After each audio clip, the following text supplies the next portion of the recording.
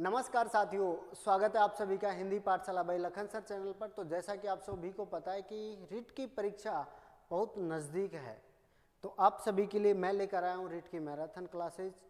कल हमारी एक क्लास हुई थी और आज हमारी दूसरी क्लास है। व्याकरण के प्रश्नों को हम पहले करेंगे, उसके बाद में आपके सामने मैं शिक्षण विधियाँ और उनके प्रश्न उत्तर लेकर आऊँगा। चलिए, तो पहला प्रश्न आज का आपके सामने है और पूछा गया आपसे कि यण स्वर संधि का उदाहरण इनमें से कौन सा नहीं है। यण स्वर संधि से निर्मित शब्द नहीं है। पूछा गया आपसे कि यण स्वर संधि का शब्द कौन सा नहीं है यहाँ पर। तो देखिए, स्वागत होता है क्या, या अभ्यावेदन होता है, स्त्रोपयोगी होता है, या स्वाधीन होता है। तो आपसे पूछा गया है कि इनमें से तीन शब्द ऐसे हैं जो आपके बने हैं यण स्वर संधि से, लेकिन एक शब्द ऐसा है जो यण स्वर संधि से नहीं बना है। कौन सा? स्वागत का देखें तो सुधन आगत होता है साथियों, सुधन आगत होता है, यण स्वर संधि में आपने पढ़ा होगा। मैं यहां बता देता हूं, देखिए ए के बाद में उ आ जाता है तो वह हो जाता है। पहले तो ई आएगा, ए के बाद में अगर ई आता है तो उसका यह हो जाता है। ए के बाद में अगर उ आ जाता है तो उसका वह हो जाता है, और ए के बाद में अगर री आता है तो उसका क्या हो जाएगा साथियों, रह हो जाएगा। ऐसा कुछ नियम आपने पढ़ा होगा यण स्वर संधि में, ठीक है। तो यहाँ पर यह है कि सुधन आगत, इसका बिल्कुल सही है। ए और आ मिलकर क्या बन जाएंगे, वह बना देंगे, ठीक है, स्वागत हो जाएगा।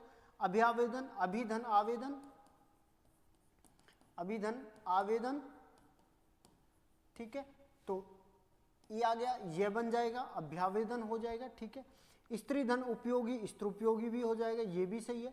लेकिन स्वाधीन का अगर देखें, स्वाधीन का संधि विच्छेद हम करेंगे, स्वाधीन का संधि विच्छेद करेंगे तो क्या होगा साथियों, स्वधन अधीन होता है, स्वधन अधीन होता है, स्व उपसर्ग जुड़ता है, ए इसमें जुड़ता है, ठीक है। अब ये जो ए है ना, अपनी मात्रा इसको दे देगा तो क्या बनेगा, ये स्वाधीन बनेगा, स्वाधीन बनेगा। ए और ए मिलकर यहाँ पर हुआ है ए धन आ, ए बराबर क्या होगा, आ। तो ये तो दीर्घ संधि का उदाहरण है। कौन सी संधि है इसमें? इसमें साथियों दीर्घ संधि है। कौन सी संधि आएगी यहाँ पर? दीर्घ संधि आएगी। इसलिए यण स्वर संधि का उदाहरण नहीं है। तो नंबर 4 ऑप्शन, जिसमें क्या नहीं है आपकी, दीर्घ यण स्वर संधि नहीं है, इसमें दीर्घ संधि है, ठीक है। चलिए अगला प्रश्न देखें। अतिवृष्टि शब्द में कौन सा समास है? पूछा गया आपसे, अतिवृष्टि शब्द में कौन सा समास है? अव्ययभाव समास है, कर्मधारय समास है, तत्पुरुष समास है, या द्वंद्व समास है, ठीक है। देखिए आपको बता देता हूं मैं, शब्द है आपके पास में अतिवृष्टि, शब्द क्या है साथियों, अतिवृष्टि है। अब इसका संधि विच्छेद करेंगे तो अति धन वृष्टि होगा। क्या होगा? अति धन वृष्टि। तो आपको पता है जहां पर उपसर्ग लग जाता है तो अव्ययभाव समास होता है। उपसर्ग जिस समास में लगते हैं तो वो समास कौन सा होता है आपका? अव्ययभाव समास होता है। तो ए ऑप्शन हो जाएगा, अतिवृष्टि शब्द में समास अव्ययभाव समास। अगला प्रश्न देखें। जलाशय शब्द में कौन सा समास है? पूछा गया आपसे कि जलाशय शब्द में कौन सा समास है? कर्म तत्पुरुष समास है, करण तत्पुरुष समास है, संबंध तत्पुरुष समास है, या संप्रदान तत्पुरुष समास है। आपसे पूछा गया है कि जलाशय शब्द में कौन सा समास होगा साथियों। देखिए जलाशय का समास विग्रह करें तो जल का आशय होता है साथियों, जल का आशय मतलब ऐसा स्थान जहां पर जल भरा रहता है, ऐसा स्थान जहां पर जल भरा रहता है तो संबंध तत्पुरुष समास हो जाएगा। का के की ये बताते हैं आपके संबंध को। कौन से समास को बताते हैं? संबंध तत्पुरुष समास का उदाहरण है का के की, ठीक है। जलाशय में कौन सा समास होगा? संबंध तत्पुरुष समास। अगला प्रश्न देखें। भिन्न उपसर्ग किस विकल्प में है? आपको पूछा गया है कि भिन्न उपसर्ग किस विकल्प में है, मतलब ऐसा कौन सा विकल्प है जिसमें अलग उपसर्ग दिया हुआ है, ठीक है। इन सभी में उपसर्ग हम ढूंढेंगे। देखिए प्रतिधन फल, पर्यूषण, परिधन उषण हो जाएगा,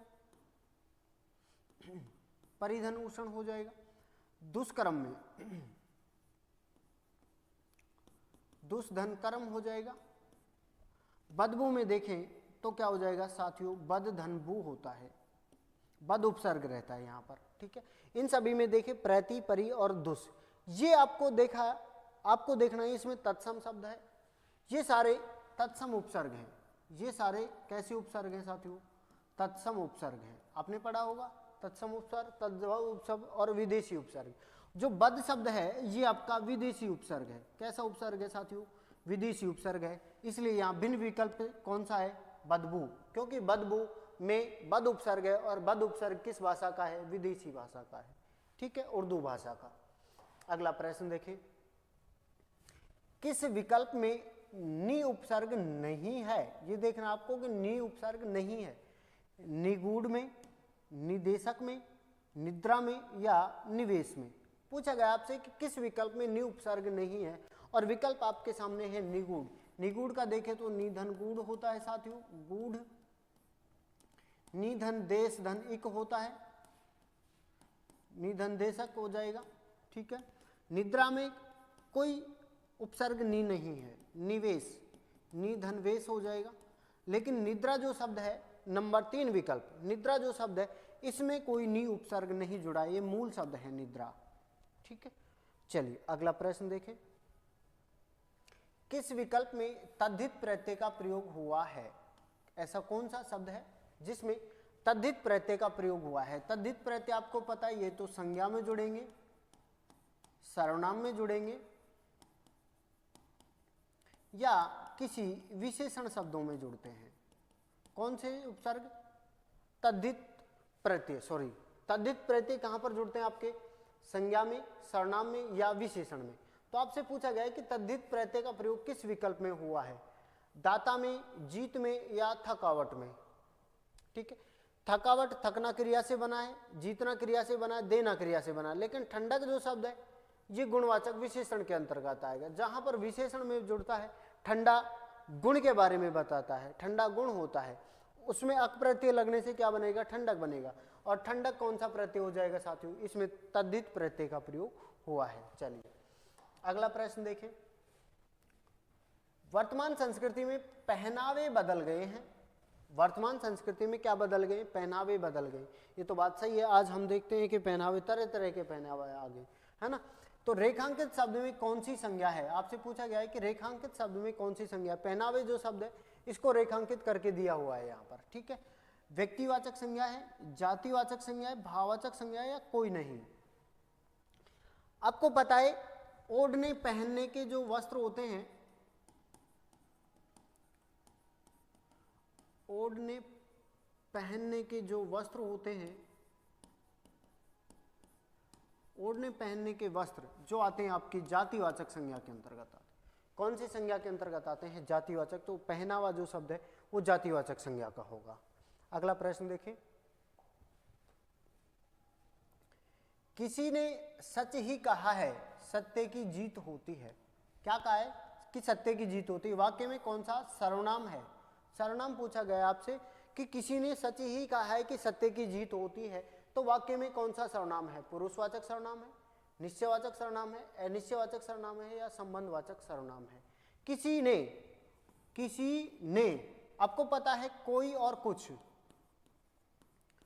कोई कुछ और कभी कभी यहां पर आता है किसी, ये शब्द आते हैं आपके अनिश्चयवाचक सर्वनाम में। कौन से में आते हैं, अनिश्चयवाचक सर्वनाम में। तो यहाँ पर अनिश्चयवाचक सर्वनाम 3 नंबर विकल्प यहाँ पर आपका सही होगा कि किसी ने सच ही कहा है, क्या कहा है, सत्य की जीत होती है, किसी ने अनिश्चयवाचक। अगला प्रश्न, सारी मिठाई खाली विशेषण की पहचान कीजिए। आपसे पूछा गया है कि सारी मिठाई खाली, इसमें कौन सा विशेषण दिया हुआ है, निश्चित संख्यावाचक है, निश्चित परिमाणवाचक है, अनिश्चित संख्यावाचक है या अनिश्चित परिमाणवाचक है। आपसे पूछा गया है सारी मिठाई खाली, तो मिठाई देखिए, मिठाई जो शब्द है वो संख्यावाचक है या नहीं है, संख्यावाचक है। अब संख्यावाचक मिठाइयों को गिन ले सकते हैं हम, लेकिन सारी जहां पर वहां पर जितनी भी रखी थी ना वो सारी खाली, मतलब अनिश्चित संख्या, संख्या तो है लेकिन कैसी है, गिनती नहीं करके रखी थी कि हमने कितनी रखी थी, वहां पर सारी मिठाई हमने खा ली, ठीक है, सारी मिठाई खा ली, इसका मतलब अनिश्चित संख्यावाचक विशेषण। अगला प्रश्न देखें, वह छत से कूद पड़ा, वह छत से कूद पड़ा वाक्य में कौन सी क्रिया? फिर इसने क्रिया का प्रश्न डाल दिया। आपको पता है कि क्रिया और कारक आपके सिलेबस में नहीं है, रीट के सिलेबस में क्रिया और कारक नहीं है, फिर भी इसने क्रिया का प्रश्न कल भी डाला था, आज भी डाल दिया। वह छत से कूद पड़ा वाक्य में कौन सी क्रिया है? पूर्वकालिक क्रिया है, संयुक्त क्रिया है, सामासिक क्रिया है या नाम धातु क्रिया है? पूछा है आपसे कि वह छत से कूद पड़ा वाक्य में कौन सी क्रिया है? आपको यहाँ पर दो क्रियाएं दिखाई दे रही होंगी एक साथ। जब दो क्रियाएं एक साथ दिखाई देती हैं, कूदना और पढ़ना, दोनों क्रियाएं हैं, कूदना और पढ़ना दोनों क्रियाएं हैं, दोनों क्रियाएं हैं, तो ये कौन सी क्रिया बनेगी? आपकी संयुक्त क्रिया। जब दो क्रियाएं मिलकर एक ही क्रिया का कार्य करती हैं तो संयुक्त क्रिया होती है। अगला प्रश्न देखें, भिन्न विकल्प की पहचान कीजिए। यहां पर पूछा गया आपसे वचन की दृष्टि से, यहां पर पूछा गया आपसे वचन की दृष्टि से भिन्न विकल्प की पहचान करनी है, वचन ढूंढना आपको, ठीक है। सोना, गुरु, वर्षा, अनेक। पूछा है आपसे कि वचन की दृष्टि से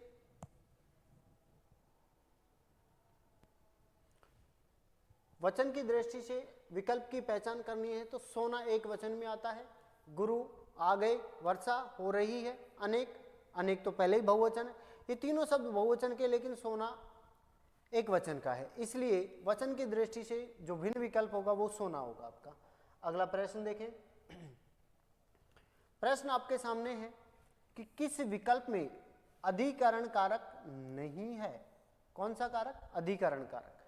अस्पताल के सामने मेरा घर है, ठीक है सर, वह तो आपके सहारे जीवित है, रविवार को बैंक बंद रहता है, ठीक है, शिक्षक ने छात्र को पढ़ाया। पूछा आपसे अधिकरण कारक नहीं है, अस्पताल के सामने बिल्कुल अधिकरण कारक हो जाएगा, वह तो आपके सहारे जीवित है, अधिकरण कारक है, रविवार को बैंक बंद रहता है, ये भी अधिकरण कारक है, लेकिन शिक्षक ने छात्र को पढ़ाया, शिक्षक यहाँ पर कर्ता हो जाएगा, छात्र यहाँ पर कर्म हो जाएगा, ठीक है। ये क्या है साथियों? ये आपका कर्म है, ये क्या है? आपका कर्म, और ये क्या है? आपका कर्ता, इसलिए कर्ता और कर्म कारक होंगे यहाँ पर, ना कि अधिकरण कारक, ठीक है।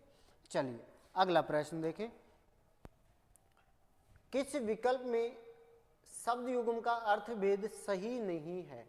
आपसे पूछा गया है कि ऐसा कौन सा विकल्प है जिसका सही अर्थ युग्म भेद नहीं है। इतर, इत्र, इतर का मतलब होता है अन्य, इत्र का अर्थ होता है सुगंधित द्रव, ठीक है। कांति का अर्थ होता है थकावट, क्लांति का अर्थ होता है चमक, ठीक। देखते हैं, कपीस, मटमेला, कपीस हनुमान जी, अभय निर्भीक, उभय दोनों। तो आपको बताना है इनमें से किस विकल्प में शब्द युग्म का अर्थ भेद सही नहीं है। देखिए, इतर मतलब अन्य होता है, बिल्कुल सही है, और इत्र मतलब सुगंधित, जिसे परफ्यूम बोलते हैं, और आजकल तो गाना भी चलता है ना, वो परफ्यूम लगावे चुन्नी में, है ना, हाँ वही वाला। इत्र मतलब सुगंधित द्रव होता है। क्लांति और कांति, कांति का अर्थ होता है साथियों चमक, कांति का अर्थ क्या होता है? चमक, और क्लांति अर्थ होता है थकावट। ये विकल्प आपका बी विकल्प गलत दिया हुआ है। कपिस मतलब मटमेला, और कपीस मतलब हनुमान जी, भूत पिशाच कपिट नहीं आवे, है ना, तो कपीस हनुमान जी। अभय निर्भीक होता है, उभय मतलब दोनों होता है, बिल्कुल सही है, तो बी विकल्प है जो यहाँ पर गलत दिया हुआ है, ठीक है। चलिए आगे, धनंजय का अर्थ नहीं है, इनमें से कौन सा शब्द है जो धनंजय का अर्थ नहीं देता है? अर्जुन, आग, कुबेर और वायु। धनंजय का अर्थ नहीं है, कौन से विकल्प में धनंजय का अर्थ नहीं है, ये आपको बताना है।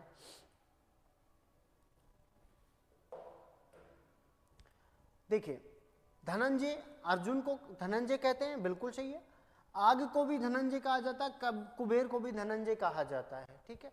धनंजय, अर्जुन, आग और कुबेर अनेकार्थी शब्द से लिया गया है, लेकिन वायु का अर्थ धनंजय नहीं होता, वायु का अर्थ कहीं पर भी धनंजय नहीं होता है। अगला प्रश्न देखें, किस विकल्प में विलोम शब्द युग्म है? आपसे पूछा गया है कि कौन सा विकल्प है जिसमें विलोम शब्द युग्म है। हास, प्रयास होता है, प्रफुल्ल उत्फुल्ल, प्रफुल्ल होता है, उत्फुल्ल प्रफुल्ल होता है, अवसाद विषाद होता है, रित का अनर्थ होता है। तो आपसे पूछा गया है किस विकल्प में विलोम शब्द दिए हुए हैं, ये आपको बताना है।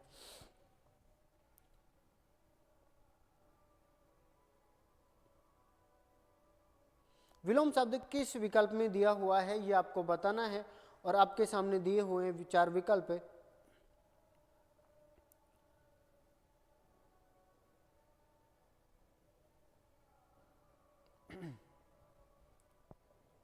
देखिए, हास, हास का मतलब होता है रुदन, हास का विलोम शब्द, सॉरी, हास का विलोम शब्द होता है रुदन।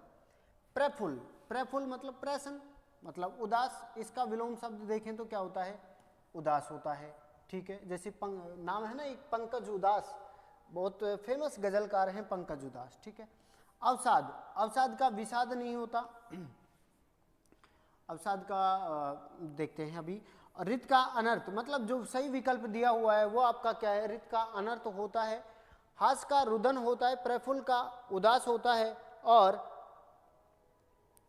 अवसाद का विलोम शब्द होता है प्रसन्नता। अवसाद का विलोम शब्द होता है प्रसन्नता साथियों, प्रसन्नता।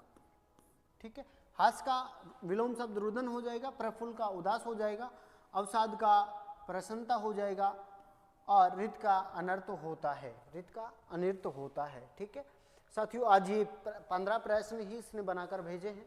तो अगली वीडियो में हम नए प्रश्न फिर लेकर आएंगे, आपके सामने उपस्थित होंगे। तब तक के लिए आप सभी स्वस्थ रहें, मस्त रहें, अपनी तैयारी में व्यस्त रहें।